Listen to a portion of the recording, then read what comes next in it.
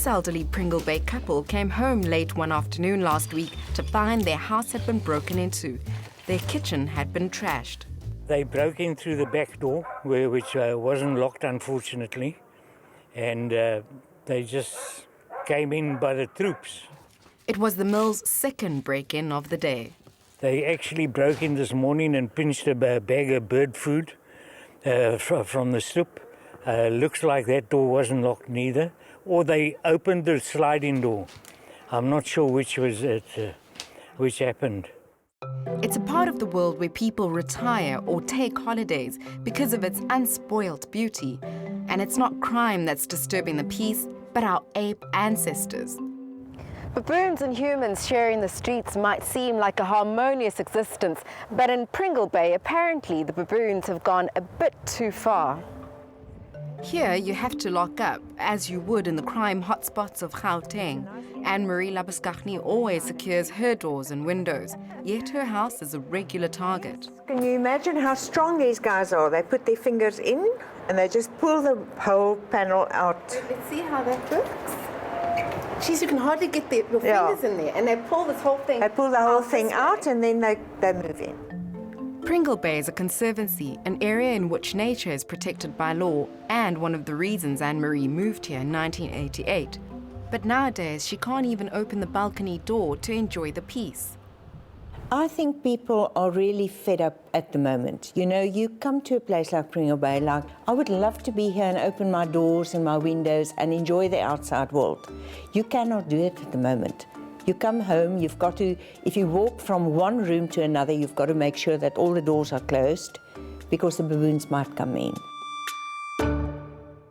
And that's partly why the City of Cape Town has increased the amount spent on baboon management on the Cape Peninsula from 1 to 10 million rand in 3 years.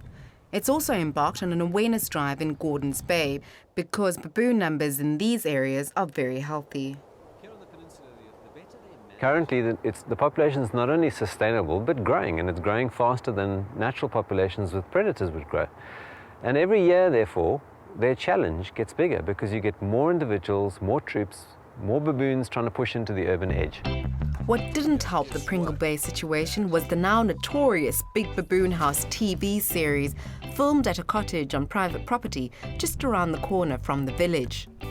This is where the controversial National Geographic program was shot. It's called the Hanklip Hotel. At the back of the hotel is the cottage where the crew spent a few weeks filming the local baboon troop interacting. Ah, home sweet home. Oh, this is my own private little utopia. Ooh, swimsuit issue. Aired on NatGeo Wild, the series apparently started out as a quasi-scientific experiment. The behavioral ecologist advising the TV crew, Dr. Eliza Leroux, says their motives were genuine. We were going to go there, film the existing conflict and try to figure out if we can find some solutions to the problem and maybe improve relations between the baboons and the residents. It's all fun and games till someone loses an arm. What the is that? You see that too? That thing. Hey, squirrel, get out of here. I'm a mongoose, you idiot. You squirrel. The cottage is apparently a baboon hangout and was left open and stocked with goodies and cameras. But it was the active encouragement of human interaction with baboons that shocked many, including Dr. Leroux.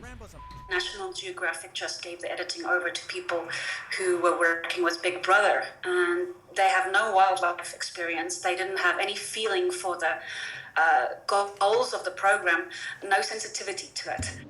Dr. Justin O'Riordan initially worked with the NatGeo Wild team on developing a story about human-baboon conflict, but says he withdrew his involvement because he didn't agree with their approach. The program's made a fundamental error, and that is that you never habituate or engage in any habituation activity when you're dealing with a species in conflict with humans. Geoff Daniels of NatGeo Wild, interviewed on Skype in Washington, D.C., said they were trying something new. I think what we were trying to do was something that was bold and innovative and frankly a bit of an experiment for us in terms of seeing if we could not bring in an audience that may not naturally have an affinity for, classic wildlife and documentary.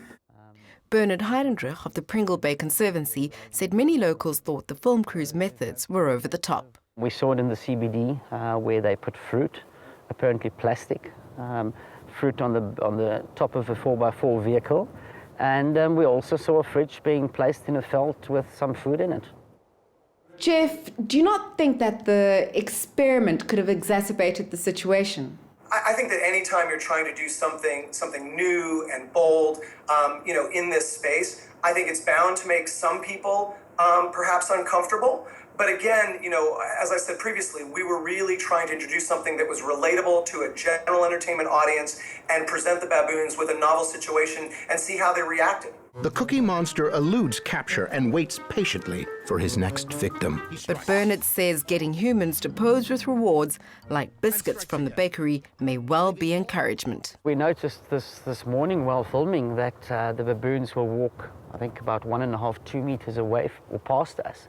We've seen the baboons walk between a human and his dog, standing on both sides of a sliding door. So yes, definitely. We're seeing it, and I think it's getting worse by the day.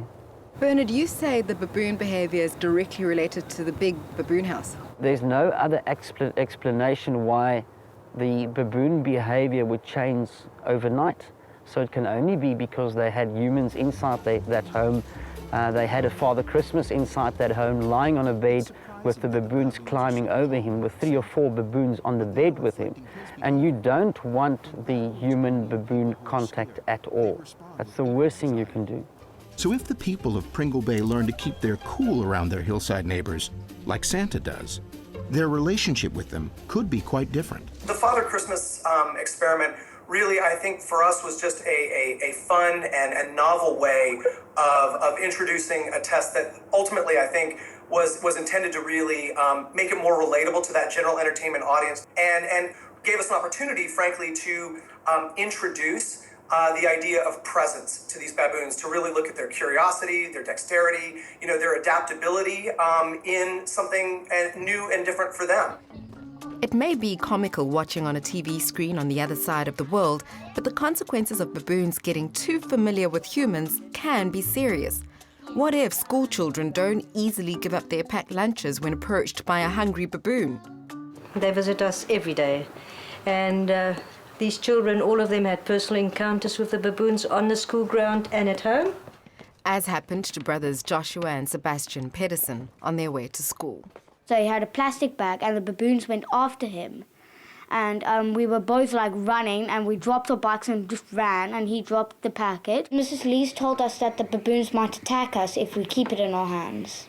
For baboons, it's like a zero-sum game. Every time they learn another raiding behavior, every time they learn that if they run past someone and they drop their food item, they learn, okay, well, if I run at someone rather than just past them, they'll drop it sooner. So once they've acquired that behavior, provided it's giving them a benefit without a cost, that behavior is going to become fixed. It's going to become habitual. But Orion questions whether the Pringle Bay baboons have become more aggressive since the NatGeo shoot. As far as Pringle Bay is concerned, we've heard alarming reports about baboons and humans interacting negatively for the last 6 years. So it's not new.